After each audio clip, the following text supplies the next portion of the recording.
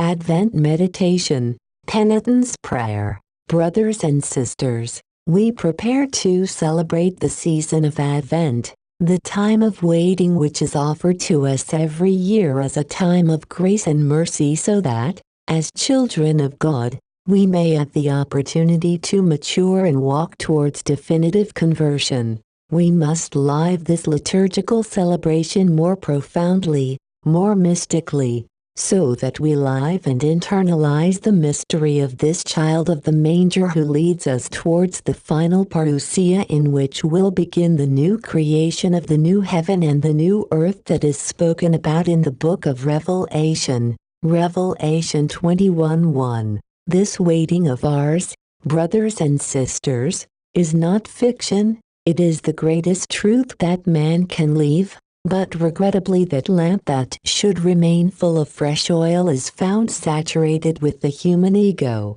which is so difficult for man to renounce while there is no definitive reconciliation with Christ. It is Advent, brothers and sisters, which is that time between the now and the not yet, the now of the Incarnation and the not yet of eschatological fullness. That child of the manger is present in our midst and his presence will continue until the end of time. We live, yes, in the midst of a humanity lacking divine love, respect towards neighbor, pride that man takes from the devil, in the midst of injustice and of the misery of the human heart, in the midst of the death of innocence, of creatures who do not find out about the arrival of Christmas, for they live not only in misery, but also in the midst of war that does allow them even a respite, in the midst of those who grow up with hunger and thirst and are sustained because they believe and do not renounce their faith in God,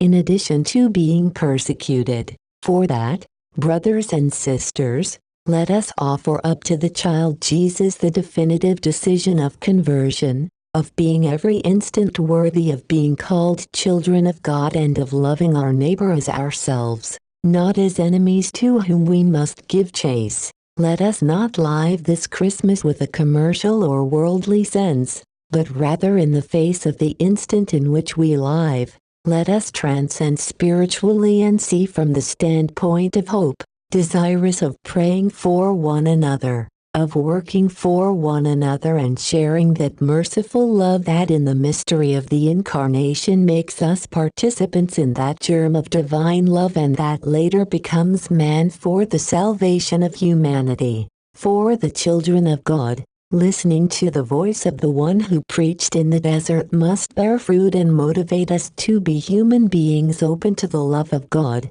to neighbor, and to be messengers of peace who in season and out of season alert each brother and sister so that the Lord does not find us with arms crossed and mouth covered. Rather let us remain in that constant waiting and desirous that the birth of Jesus is able to make that ardent desire be born in us to be all for Christ and all for Mary. Luz de Maria.